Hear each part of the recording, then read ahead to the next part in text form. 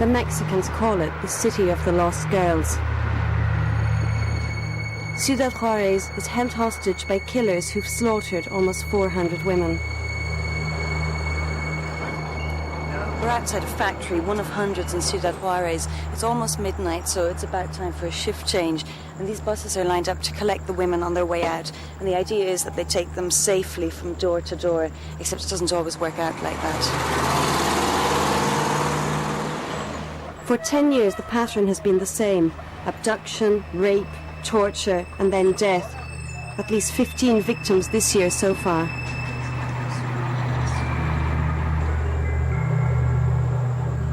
For women, this is one of the most dangerous places on earth. I'd come to find out who was doing the killing and why they hadn't been caught.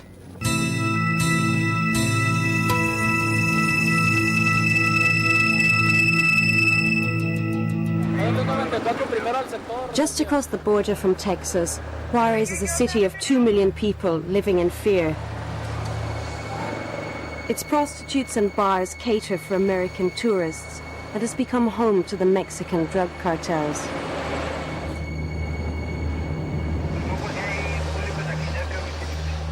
But the girls who are killed aren't prostitutes.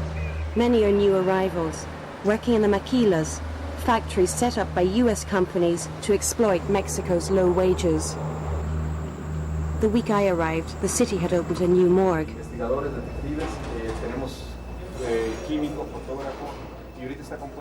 They're doing the autopsy of a man who was executed by drug dealers, narco-traffickers, and this is a multidisciplinary team. They deal with everything to do with forensic medicine. But the team's priority isn't drug killings. It's identifying the remains of the murdered women.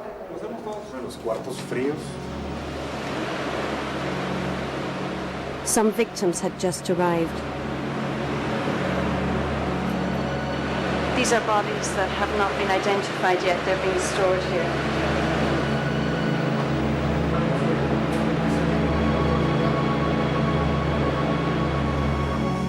The murdered women are often dumped on wasteland. It can be months or even years before they're found. They'd established that this girl had been strangled, like most of the other victims.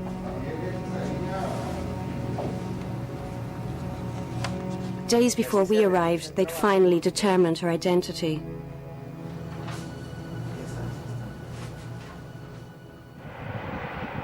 Across Juarez, I'd noticed little shrines marking where murdered women had been found.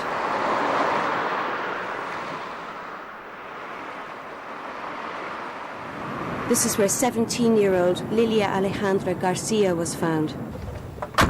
Maricela Ortiz, her school teacher, met me there. She told me what had happened to Lilia Alejandra.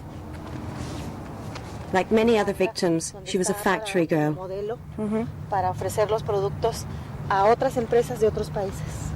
She was working in the maquila for 3 months before she died, and she was used as a model at one stage, showing the products in this brochure, for a sales brochure for other countries. Aquí. Tuvo que cruzar sola, saliendo de la maquiladora, atravesar el lote baldío hasta aquellos camiones que se ven allá e ir hasta su casa. She had to cross this piece of land to get from the factory. It's a shortcut. She was picked up from this area, somewhere over there, and a week later her mutilated, tortured, raped body was found, abandoned, dumped. She had broken knees, a broken nose, and she was raped many times by many different people, they think.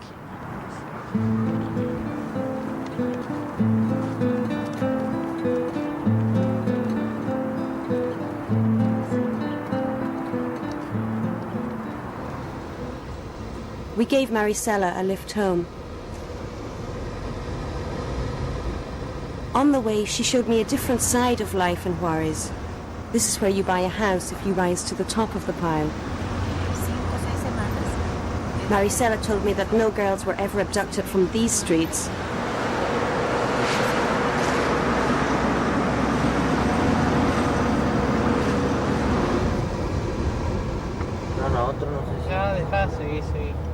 Suddenly, a police car appeared behind us. I was learning that in Juarez the rich get protection that the poor don't. We have been followed and stopped by the federal police to see what we're doing. A complaint has been made against us, but we're just explaining what we're up to. There's not much you can do here without being monitored, without being followed, without somebody knowing whether you're talking on the phone or travelling somewhere. After a while you start to feel quite insecure. Later I headed through the shanty towns that make up most of the city.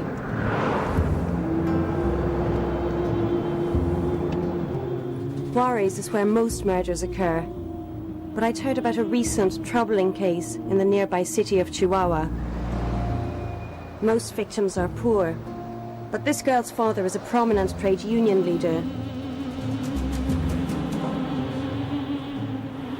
Viviana was 16 when the killers snatched her from the city centre.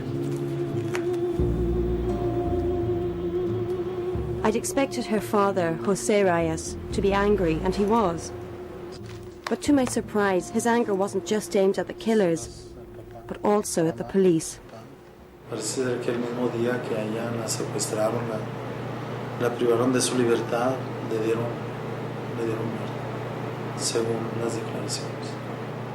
After Viviana disappeared, he spent the next 2.5 months campaigning. They had a demonstration and 8,000 people turned up, a lot of them members of unions, and he said, we're not going to demonstrate for salaries, but for justice for Viviana. He conducted his own private investigation. At no time would the police help him in any way or collaborate with him, he says.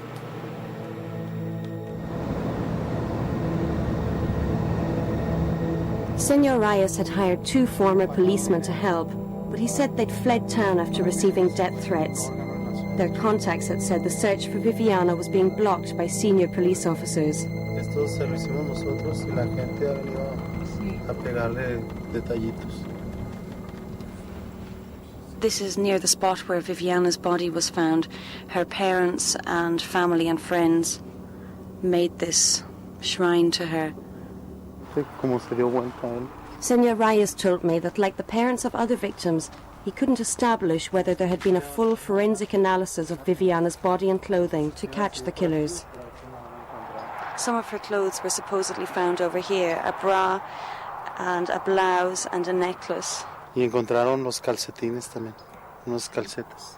Where the clothes were found, they also supposedly found her hand, one of her hands, and also some socks. He was now planning to exhume his daughter's body. He showed me a second shrine. It was where they'd found her skull. Soñaba con ser el médico para ayudar.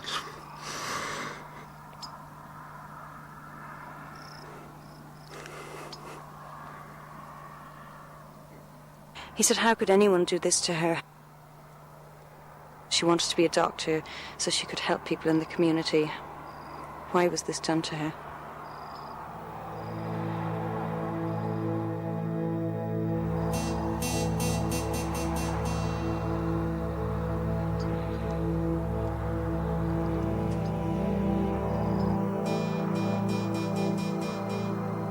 Serial killers, allegations of a police cover-up, and the mystery was about to deepen. The police said that the American owner of a craft shop, Cynthia Keikar, had confessed to murdering Viviana.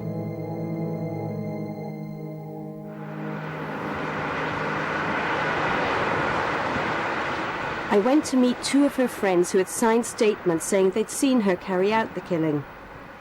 The police said they wanted her to answer a few questions.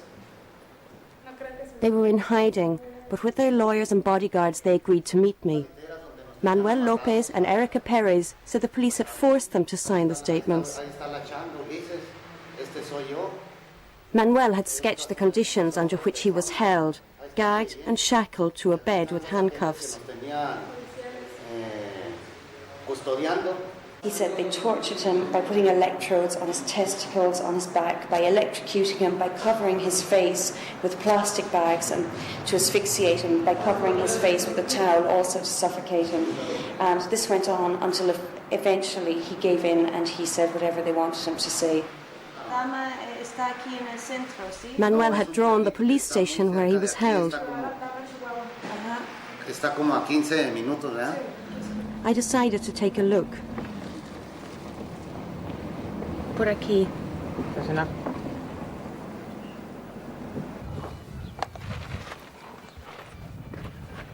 For 10 years, the Mexican courts have jailed people in connection with the serial killings. But Mexican and international human rights groups like Amnesty say justice hasn't been done. Hola! There's a light on here. The air conditioning is on. There should be somebody here, but if they are, they're ignoring us. Time and again there's evidence the police have tortured suspects and witnesses and planted evidence. Hola, ¿se encuentra alguien? Meanwhile, the real killers have remained free. Hola, ¿se encuentra alguien a casa? And the murders have continued.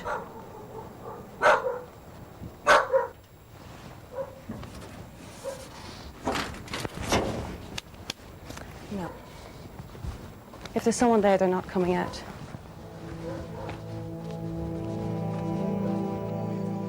Later that day, the woman accused of killing Viviana, Cynthia Keikar, called me from a prison telephone.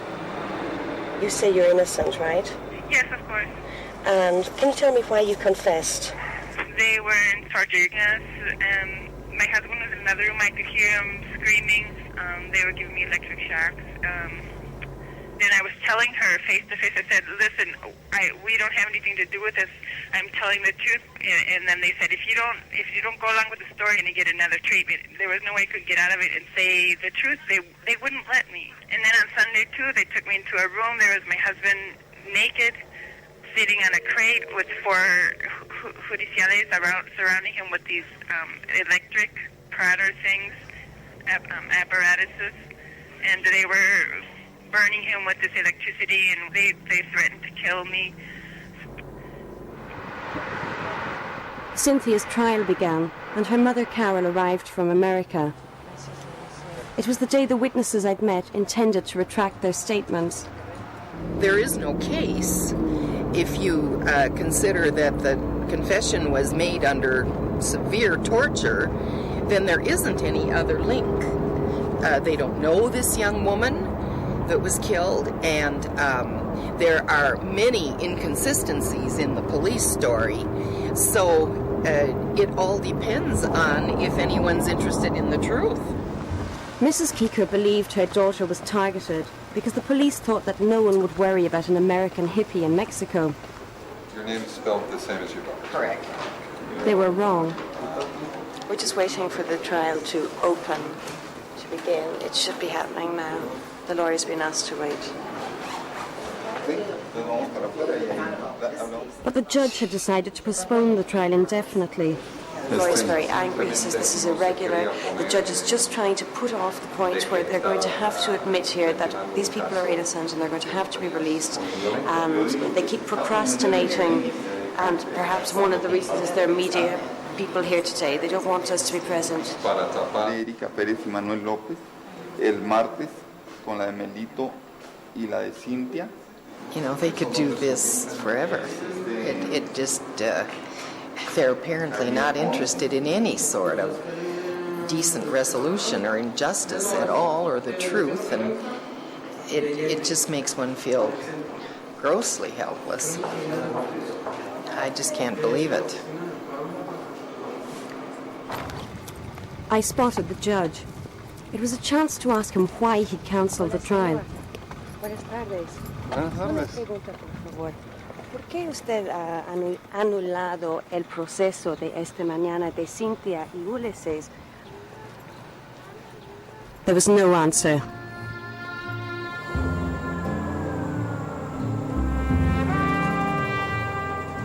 I was told I could meet someone who had high-level sources inside Mexico and in the American FBI across the border. They've leaked her confidential documents concerning many of the killings. Diana Washington Valdez is a respected American journalist who's investigated the killings for 5 years. The Mexican federal authorities have conducted important investigations of their own already that reveal who the killers are. 5 men from Juarez and 1 from Tijuana who get together and kill women in what can only be described as blood sport. We've discovered that these people that were revealed by these investigations are very important people, and some of the other people involved, named allegedly as killers, are prominent men with important political connections, considered untouchables. She told me about an FBI document passed to the Mexican police in March. An informant had given names and locations linked to some of the murders. She showed me a copy. The FBI agent said the Mexicans had failed to act on it. As you saw from the information, there are police being paid off to get rid of the bodies. We no longer have police that protect people. We have police that are accomplices of the killers. Diana took us to a downtown restaurant. According to the informant, the killer's henchmen sometimes lured young girls here. Afterwards, they were bundled out a back door into a neighbouring hotel.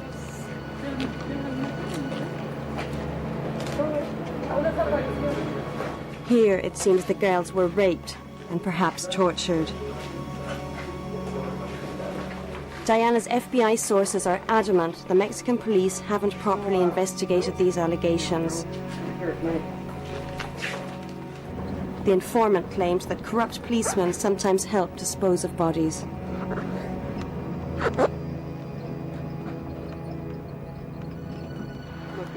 Diana took me to one notorious spot where 8 girls were found. That's where the forensic people marked them off. This is the place where the bodies were dumped. 5 in here, 3 further over there. These crosses commemorate them. It's a very public place. Even though it looks like a bit of a wasteland, this is the busiest area, commercial area of Ciudad Juarez, and there are often people passing by here. It's amazing that whoever dumped them was able to get away with it.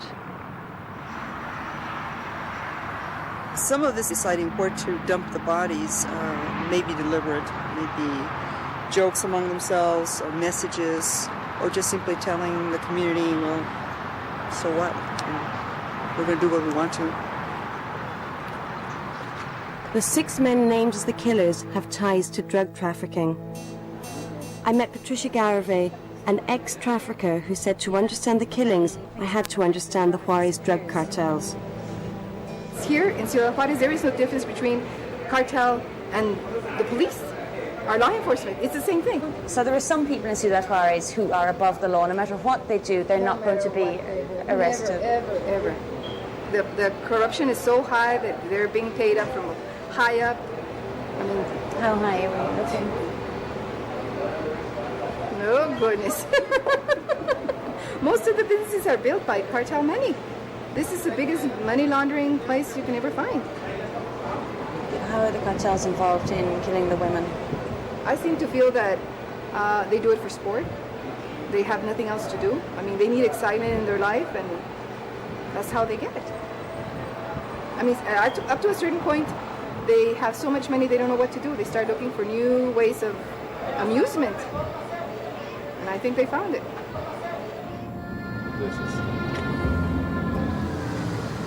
It was a bleak picture. I was beginning to suspect that in Juarez justice would never be done. I'd arranged to meet Oscar Maynes, until last year the boss of the forensic team investigating the murders. He says he resigned when he was asked to plant evidence. In Juarez, he said, money can buy you immunity. Are there some people who are so rich and powerful that they're above the law? Of course. I mean, if you have money, you're above the law. So if some very rich men in Juarez were killing women, would they be investigated and prosecuted? Probably not. So who's running this particular city? The narco traffickers or the authorities? Juarez is run by organized crime. Yeah, everybody knows that. The investigation into the murders is coordinated in Juarez by a special police unit. This year, Amnesty International said this unit's work had undermined the credibility of the justice system. I went to interview their spokesman, Manuel Esparza. Amid all the mystery, I soon discovered there was one point of which he was completely certain.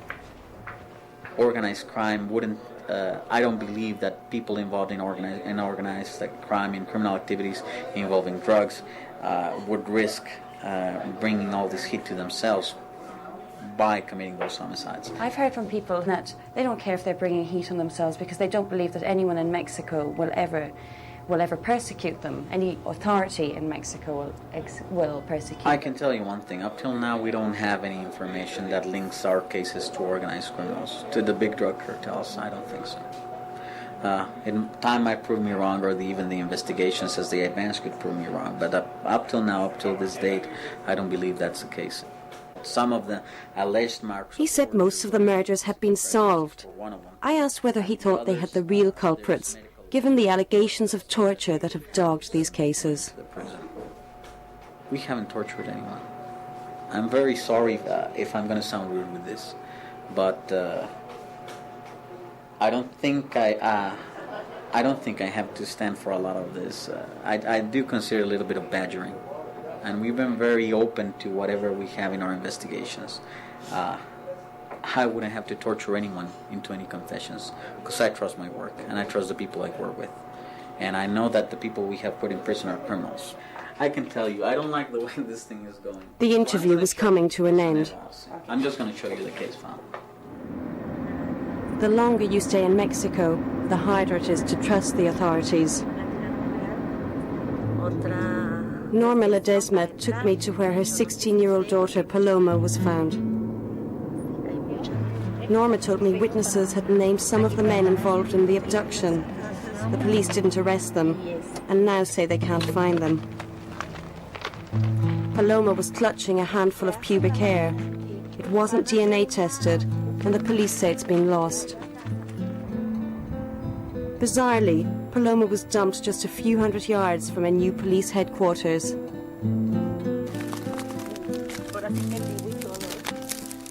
And to round matters off, the police officer in charge of the investigation has been suspended for fabricating evidence.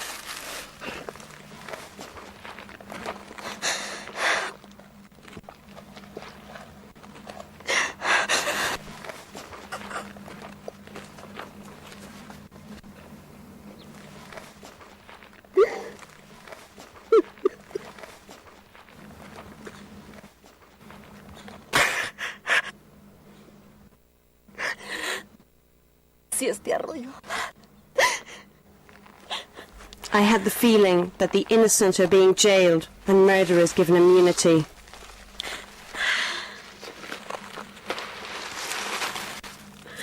So if this stream could talk, it could tell me who killed my baby and threw her here.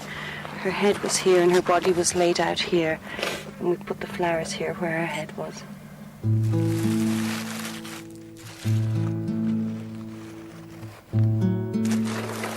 In Mexico, because it is poor women who are being killed, there's little prospect the crimes will be solved.